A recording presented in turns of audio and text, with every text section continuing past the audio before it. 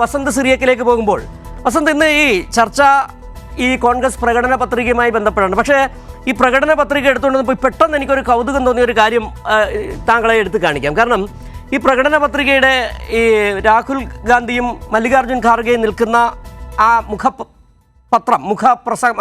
മുഖപേജിൽ അതിൻ്റെ തൊട്ട് താഴെ കൊടുത്തിരിക്കുന്നത് ഒരു പ്രകടനത്തിൻ്റെ ദൃശ്യമാണ്. അതിൽ പാറിപ്പറക്കുന്ന ത്രിവർണ്ണ പതാകയുടെ ചിത്രങ്ങളുമാണ് കാണുന്നത്.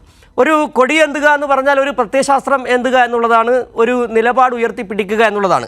താങ്കളുടെ പാർട്ടി കഴിഞ്ഞ ദിവസങ്ങളിൽ തങ്ങളുടെ പാർട്ടിയുടെ നേതാക്കൾ, പ്രതിപക്ഷ നേതാവ് അടക്കമുള്ളവർ ഇത്തവണത്തെ പ്രകടനങ്ങളിൽ, റാലികളിൽ ഒരു കൊടിയും ഉപയോഗിക്കുന്നില്ല എന്ന് പറഞ്ഞതാണ് ഈ സാഹചര്യത്തിൽ ഓർമ്മ വരുന്നത്. അത് ഞാൻ ഈ സാന്ദർഭികമായി ഒന്ന് ചൂണ്ടിക്കാട്ടി എന്നുള്ളതേ ഉള്ളൂ. പക്ഷേ വിഷയം, ഇന്ന് പ്രകടന പത്രിക പുറത്തിറക്കിയപ്പോൾ ആ പത്രിക പുറത്തിറക്കുന്ന ചടങ്ങിൽ അവിടെ പ്രദർശിപ്പിച്ച ബോർഡുകളിലാകെ CAA പൗരത്വ നിയമ ഭേദഗതി എടുത്തു കളയും എന്ന് പറയുന്ന തരത്തിൽ ആ ബോർഡുകളിലുണ്ട്. പക്ഷേ ആ പ്രകടന പത്രിക, 46 പേജുള്ള പ്രകടന പത്രികയിൽ ഒരിടത്ത് പോലും പൗരത്വ ഭേദഗതി നിയമം റദ്ദ് ചെയ്യും എന്ന് പറയുന്നില്ല. അതിനോട് മാധ്യമപ്രവർത്തകർ ചോദിച്ചപ്പോൾ VD സതീശൻ പറഞ്ഞത് 8ാമത്തെ പേജിൽ ഉണ്ട് എന്നുള്ളതാണ്. 8ാമത്തെ പേജിൽ പരതി നോക്കി, പക്ഷേ അങ്ങനെ ഒരു സംഭവം കണ്ടെത്താൻ കഴിയുന്നില്ല. ഇവിടെ രാജ്യത്ത് ഇന്ന് ഏറ്റവും അധികം ചർച്ച ചെയ്യുന്നത് 2024 തെരഞ്ഞെടുപ്പിൽ പ്രതിപക്ഷ പാർട്ടികളടക്കം രാജ്യത്തെ ജനങ്ങളൊന്നടക്കം ആശങ്കാകുലരായി ചർച്ച ചെയ്യുന്ന വിഷയമാണ് പൗരത്വ ഭേദഗതി നിയമം എന്നുള്ളത്.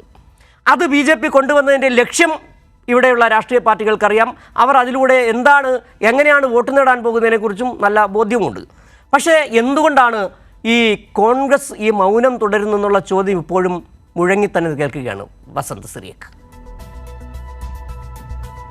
അല്ല, യാതൊരു മൗനവും ഇല്ലല്ലോ. അങ്ങേപോലെ ഇത്ര സീനിയർ ആയ ഒരു ജേർണലിസ്റ്റ് ഇതിനെ ഈ രീതിയിലാണോ കൈകാര്യം ചെയ്യേണ്ടത് എന്ന് എനിക്ക് ആശങ്ക തോന്നുകയാണ്. നോക്കൂ, 8ാമത്തെ പേജിൽ വളരെ കൃത്യമായി പറയുന്നു, ആർട്ടിക്കിൾ 15 തൊട്ട് 13 വരെ ഉള്ള ഇന്ത്യൻ കോൺസ്റ്റിറ്റ്യൂഷന് എതിരായി, ഇന്ത്യൻ കോൺസ്റ്റിറ്റ്യൂഷന്റെ ആർട്ടിക്കിൾ 15 തൊട്ട് 30 വരെയുള്ള വിവിധ നിയമങ്ങളെ, വിവിധ കോൺസ്റ്റിറ്റ്യൂഷണൽ ആർട്ടിക്കിളുകളെ കവച്ചു വെക്കുന്ന രീതിയിൽ ഉണ്ടാക്കിയ സകല നിയമങ്ങളും എടുത്ത് അറബിക്കടലിൽ ഇടും എന്ന് വ്യക്തമായാണ് പറയുന്നത്. എന്തിനാണ് CAA എന്നുള്ള ഏക വാക്കിൽ നിങ്ങൾ കടിച്ചു തൂങ്ങുന്നത്?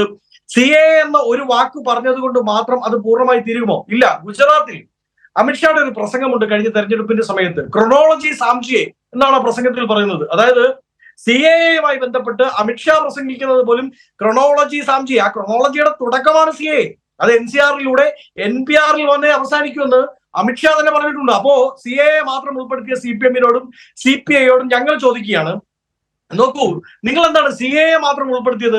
NCR-ഉം NPR-ഉം നിങ്ങൾ എതിർക്കില്ലേ? അതിനെ നിങ്ങൾ അറബിക്കടലിൽ എറിയില്ലേ എന്ന് ചോദിക്കുന്നത് പോലെയായും ഈ ചോദ്യം. ആർട്ടിക്കിൾ 15 എന്താണ് പറയുന്നത്? ആർട്ടിക്കിൾ 15 കൃത്യമായി പറയുന്നു, ഈ രാജ്യത്ത് ഏതെങ്കിലും ഒരാൾക്ക് മതത്തിന്റെ പേരിൽ യാതൊരു ഡിസ്ക്രിമിനേഷൻസും അനുവദിച്ചു കൊടുക്കില്ല. മതത്തിന്റെ പേരിലുള്ള ഡിസ്ക്രിമിനേഷൻ ആണ് CAA തൊട്ട് NCR-ഉം NPR-ഉം എന്നാണ് നമ്മൾ പറയുന്നത്. അതുകൊണ്ട് വളരെ കൃത്യമായി CAA-യും NCR-ഉം NPR-ഉമായി ബന്ധപ്പെട്ട് ആ ഒറ്റ പോയിന്റിൽ ജനറലൈസ് ചെയ്തുകൊണ്ട് കോൺഗ്രസ് പ്രകടന പത്രിക, കോൺഗ്രസിന്റെ മാനിഫെസ്റ്റോ പറയുന്നുണ്ട്. ഇനി 10ാമത്തെ പേജിലേക്ക് വരൂ. 10ാമത്തെ പേജിൽ ഇതാണ് അത് പറയുന്നത്, റിവേഴ്സിംഗ് ദ ഡാമേജ്. അതായത് കഴിഞ്ഞ അതിന്റെ എക്സ്പ്ലനേഷൻ അങ്ങേക്ക് വായിക്കാമല്ലോ. കഴിഞ്ഞ 10 വർഷക്കാലമായി ഇന്ത്യൻ കോൺസ്റ്റിറ്റ്യൂഷന് മേലും ഇന്ത്യൻ ജനാധിപത്യത്തിന് മേലും നടത്തിയിട്ടുള്ള സംഘപരിവാർ കടന്നുകയറ്റം ഇന്ത്യയുടെ മതേതര നിലപാടിനെ, മതേതര സത്വത്തെ തകർത്ത് കളഞ്ഞിട്ടുണ്ട്. അങ്ങനെ തകർത്തു കളഞ്ഞ സംഘപരിവാർ രാഷ്ട്രീയത്തിന്റെ എല്ലാ നടപടികളെയും റിവൈസ് ചെയ്യും, തിരിച്ചു വിളിക്കപ്പെടും, മാറ്റി എഴുതപ്പെടും, തിരിച്ചു ചേർക്കപ്പെടും എന്ന് കോൺഗ്രസ് പറഞ്ഞാൽ അതിൽ CAA എന്നുള്ളൊരു വാക്ക് വേണം, NPR എന്നൊരു വാക്ക് വേണം, CIA അല്ലെങ്കിൽ CMA എന്നൊരു വാക്ക് വേണം എന്ന് പറഞ്ഞ് എന്തിനാണ് വാശി പിടിക്കുന്നത്? അഡ്വക്കേറ്റ് വസന്ത്, അത് കൃത്യമായിട്ട്, അതായത് ഇവിടെ മറ്റൊരു വിഷയം നിൽക്കുകയാണ്. താങ്കൾ വളരെ ആത്മവിശ്വാസത്തോടെ പറയുന്നുണ്ട് CAA എന്നൊരു വാക്ക് എന്തിനു വേണം? വാക്ക് വേണം. പൗരത്വ ഭേദഗതി നിയമം എന്ന് പറയുന്ന ഒറ്റ പ്രശ്നത്തിലാണ് ഇലക്ട്രൽ ബോണ്ടിന്റെ അടിസ്ഥാനത്തിൽ, ഇലക്ട്രൽ ബോണ്ടിൽ സുപ്രീം കോടതിയുടെ അടി കിട്ടിയതിന്റെ പിറ്റേന്ന് പൗരത്വ ഭേദഗതി നിയമവുമായി ബന്ധപ്പെട്ട ചട്ടങ്ങൾ വിജ്ഞാപനം ചെയ്യുകയാണ് സർക്കാർ. വളരെ കോൺക്രീറ്റ് ആയിട്ടൊരു കാര്യം കേന്ദ്ര സർക്കാർ കൊണ്ടുവരികയാണ്. അയോധ്യ വിഷയം അവർ കൊണ്ടുവന്നു. അയോധ്യ പ്രശ്നം കൊണ്ടുവരുന്നു, സിവിൽ കോഡ് കൊണ്ടുവരുന്നു. ഇതെല്ലാം അതാത് പദങ്ങൾ വളരെ പ്രശ്നമാണ്. അഡ്വക്കേറ്റ് വസന്ത്, ഇവിടെ നിങ്ങൾ ആത്മവിശ്വാസത്തെ പറഞ്ഞല്ലോ. എന്താണ് നിങ്ങളുടെ നേതാവ് AICC അധ്യക്ഷൻ മല്ലികാർജ്ജുൻ ഖാർഗെ ദില്ലിയിൽ മാധ്യമപ്രവർത്തകർ ചോദിച്ചപ്പോൾ പറഞ്ഞത്? അത് ഞാൻ പഠിച്ചിട്ട് പറയാമെന്ന് പറഞ്ഞ്, അങ്ങനെ പഠിച്ചിട്ട് പറയേണ്ട വിഷയമാണോ പൗരത്വ ഭേദഗതി നിയമം എന്ന് പറയുന്നത്? ഈ രാജ്യത്തെ തെരഞ്ഞെടുപ്പിൽ ഇന്ന് ഏറ്റവും വലിയ വിഷയം പൗരത്വ ഭേദഗതി നിയമമാണ്. ചോദ്യം ഇതാണ്, നിങ്ങൾക്ക് പൗരത്വ ഭേദഗതി നിയമം റദ്ദ് ചെയ്യുമെന്ന് ഉറപ്പോട് പറയാൻ കഴിയാത്തത് എന്താണ്? അവിടെ വേഗമായി ആർട്ടിക്കിൾ 15, 16, 30 എന്ന് പറയുന്നത് സാധാരണക്കാർ വായിക്കാൻ കഴിയുന്നില്ല. ഒരുപക്ഷെ നിങ്ങളുടെ പാർട്ടിയിലെ അണികൾ പോലും വായിച്ചിട്ടുണ്ടാവുമെന്ന് എനിക്കറിയില്ല. അവരെ നിങ്ങൾ പറഞ്ഞു പഠിപ്പിക്കുമോ? ഏതൊരു സാധാരണക്കാരനും വളരെ പ്രത്യക്ഷമായി മനസ്സിലാക്കാൻ കഴിയുന്നതാണ് പൗരത്വ ഭേദഗതി നിയമം.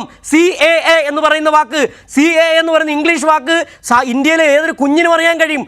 അങ്ങനെ നിങ്ങൾക്ക് ചങ്കൂറ്റത്തോടെ പറയാൻ കഴിയാത്തത് എന്താണെന്നാണ് ചോദിക്കുന്നത്.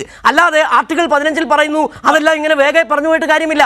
നിങ്ങളുടെ ഖാർഗയ്ക്ക് പറയാൻ കഴിയുന്നില്ല, രാഹുൽ ഗാന്ധിക്ക് പറയാൻ കഴിയുന്നില്ല. ഇത് തന്നെയാണ് പ്രശ്നം. അതൊരു പദം ഒരു പ്രശ്നമാണ്. അഡ്വക്കേറ്റ് വസന്ത്, അങ്ങൊന്ന് വെയിറ്റ് ചെയ്യാമോ? വെയിറ്റ് ചെയ്യാം, പറഞ്ഞു. വെയിറ്റ് ചെയ്യാമോ? चाहे कुछ भी हो जाए, चाहे कुछ भी हो जाए, CAA അടക്കമുള്ള കരിനിയമങ്ങൾ എടുത്ത് അറബിക്കടലിൽ തള്ളുമെന്ന് രാഹുൽ ഗാന്ധി പ്രസംഗിക്കുന്ന വീഡിയോയാണ്, ബൈറ്റാണ് ഞാൻ കാണിച്ചത്. ഈ ചർച്ചയ്ക്ക് ശേഷം അങ്ങേക്ക് ഞാൻ അത് അയച്ചു തരികയും ചെയ്യാം. ഇതിനകത്തുള്ള പ്രശ്നം, ഞാൻ ചോദിച്ച ചോദ്യം ഇപ്പോഴും പ്രസക്തമാണ്. നിങ്ങൾ എന്തിനാണ് അവ്യക്തമായി ഈ ന്യൂനപക്ഷങ്ങൾ, മതനിരപേക്ഷ, ഈ അവ്യക്തമായ കാര്യങ്ങൾ പറയാതെ ഷാർപ്പായി പറയൂ, ഞങ്ങൾ പൗരത്വ ഭേദഗതി നിയമം എടുത്ത് കടലിൽ കളയുന്നു അല്ലെങ്കിൽ റദ്ദ് ചെയ്യുമെന്ന് നിങ്ങളുടെ പ്രകടന പത്രികയിലെ 46 പേജ് വരുന്ന ഒരിടത്ത് നിങ്ങൾക്ക് ചൂണ്ടിക്കാട്ടാൻ കഴിയാത്തതാണ്. അത് ഞാൻ ചോദിക്കുന്നതല്ല, ഇവിടുത്തെ പ്രതിപക്ഷ പാർട്ടികൾ ചോദിക്കുന്നതല്ല, രാജ്യത്തെ ജനങ്ങൾ ചോദിക്കുകയാണ്. നിങ്ങൾ തെരഞ്ഞെടുപ്പിലേക്ക് പോവുകയാണ്. നിങ്ങൾ സംഘപരിവാർ രാഷ്ട്രീയത്തിനെതിരായി, BJPക്കെതിരായി മുന്നോട്ട് വെക്കുന്ന എന്ത് മുദ്രാവാക്യമാണ്, എന്ത് നിലപാടാണ് നിങ്ങൾക്ക് മുന്നോട്ട് വയ്ക്കാനുള്ളത്? ഇന്നവർ ഉയർത്തുന്ന ഏറ്റവും വലിയ ഭീഷണികളിൽ ഒന്ന് വിഭജന രാഷ്ട്രീയത്തിൻ്റെതാണ്. ആ വിഭജന രാഷ്ട്രീയത്തിൽ ഏറ്റവും പ്രധാനപ്പെട്ട സംഭവമാണ് ഈ CAA എന്ന് പറയുന്നത്. അതിനെ നിങ്ങൾ എങ്ങനെ തടയുന്നു എന്നുള്ള ചോദ്യം, നിയമപരമായി നിങ്ങൾ റദ്ദാക്കുമോ എന്നുള്ള ചോദ്യം ചോദിക്കുമ്പോൾ എന്തിനാണ് മടിക്കുന്നത്? അതാണ് ചോദ്യം. വളരെ ഷാർപ്പായി രാഹുൽ ഗാന്ധി പറയുന്ന വീഡിയോ ബൈറ്റാണ് അങ്ങേ ഞാൻ കാണിച്ചത്. നിങ്ങളുടെ പ്രകടന പത്രികയിലുണ്ടോ? നിങ്ങളുടെ പ്രകടന പത്രികയിലുണ്ടോ? ഒരുപക്ഷെ എനിക്ക് തോന്നുന്നു എന്തിനാണ് നിങ്ങളുടെ AICC അധ്യക്ഷൻ പഠിച്ചിട്ട് നാളെ പറയാമെന്ന് ലാഘവത്തോട് ചിരിച്ചുകൊണ്ട് പോവുകയാണ്. ആ ചിരി ഇവിടുത്തെ രാജ്യത്തെ ജനങ്ങളോടാണ്, ഇവിടുത്തെ മതനിരപേക്ഷതയിൽ വിശ്വസിക്കുന്നവരോടാണ്, ഇവിടുത്തെ മുസ്ലിം ജനവിഭാഗത്തോടാണ്. ഇനി ഞാൻ ഒരു ചോദ്യം കൂടി ചോദിക്കാം. നിങ്ങൾ പറഞ്ഞല്ലോ ഇന്ന് നിങ്ങളുടെ ആ പരിപാടിക്കിടയിൽ നിങ്ങൾ ബോർഡിൽ ഈ പേരുണ്ട്, നിങ്ങൾ വച്ചിട്ടുണ്ട്, അത് നമ്മുടെ ദൃശ്യങ്ങളിൽ കാണുന്നുണ്ട്. നിങ്ങൾ ഈ ഇതുമായി ബന്ധപ്പെട്ട പ്രകാശനവുമായി ബന്ധപ്പെട്ട നിങ്ങളുടെ ബോർഡുകളിൽ അവിടെ ആ പരിപാടി നടക്കുന്നിടത്ത് വെച്ചിട്ടുണ്ട് പൗരത്വ ഭേദഗതി CAA റദ്ദ് ചെയ്യുമെന്നുള്ളത്. എന്നിട്ട് എന്തുകൊണ്ടാണ് പ്രകടന പത്രിക വെക്കാത്ത? അത് തന്നെയാണ് ചോദ്യം. അല്ലല്ല, CPM-നെ പോലെ ഒരു പാർട്ടിക്ക്, അല്ലെങ്കിൽ CPM-ഉം CPI പോലെ 2 or 3 സംസ്ഥാനങ്ങളിൽ മത്സരിക്കുന്ന ഒരു പാർട്ടിക്ക് ആകെപ്പാടെ 10 പേജുള്ള പ്രകടന പത്രിക പുറത്തിറക്കിയാൽ മതി. ഞങ്ങൾക്ക് CAA അഡ്രസ് ചെയ്ത് തരണം. CAA മാത്രം അഡ്രസ് ചെയ്താൽ പോരാ, ആർട്ടിക്കിൾ കാശ്മീരുമായി ബന്ധപ്പെട്ട നിയമം അഡ്രസ് ചെയ്യണം. കാശ്മീർ ഇതിലുണ്ടോ? ഈ പ്രകടന പത്രികയിലുണ്ടോ കാശ്മീർ? ഈ പ്രകടന പത്രികയിലുണ്ടോ? ഞാൻ വായിച്ചിട്ട് കണ്ടില്ല കാശ്മീരുമായി ബന്ധപ്പെട്ടത്. അല്ല, അങ്ങനെ പറയാൻ അനുവദിക്കണം. പറയാൻ അനുവദിക്കണം. റിവൈസിംഗ് ദ ഡാമേജ്, അതായത് ഉണ്ടായ നഷ്ടങ്ങൾ മുഴുവൻ പരിഹരിക്കപ്പെടും എന്ന് പറഞ്ഞാൽ അത് കോൺസ്റ്റിറ്റ്യൂഷനുമായി ബന്ധപ്പെട്ടാണ് എന്ന് വളരെ കൃത്യമായി പറഞ്ഞാൽ അതിൽ ഇന്ന വാക്കില്ല എന്ന് എടുത്തു പറയേണ്ട കാര്യം എന്താണ്? ഞാൻ ചോദിക്കട്ടെ, നിങ്ങൾ ആകെ CPM, നിങ്ങളൊന്നും ഞാൻ പറഞ്ഞില്ല, CPM എത്ര സീറ്റിലാണ് മത്സരിക്കുന്നത്? എന്നിട്ട് ആ CPM പറയാണ് ഞങ്ങൾ അധികാരത്തിൽ വന്ന CAA എടുത്ത് പുറത്തു കളയും. എങ്ങനെ അധികാരത്തിൽ വരും? 543 സീറ്റിൽ രാജ്യത്ത് തെരഞ്ഞെടുപ്പ് നടക്കുമ്പോൾ നിങ്ങൾ 50 സീറ്റിൽ പോലും മത്സരിക്കുന്നില്ല. രാജസ്ഥാനിൽ കോൺഗ്രസിന്റെ സഹായത്തോടു കൂടിയാണ് ദേശീയ പാർട്ടി പദവി പോകാതിരിക്കാൻ വേണ്ടി ഒരു 50 സീറ്റായാലും 2 സംസ്ഥാനത്തായാലും 3 സംസ്ഥാനത്തായാലും നിലപാടാണ്. മതനിരപേക്ഷ നിലപാട് തന്നെയാണ്. ജനങ്ങളോടുള്ള താല്പര്യം തന്നെയാണ്.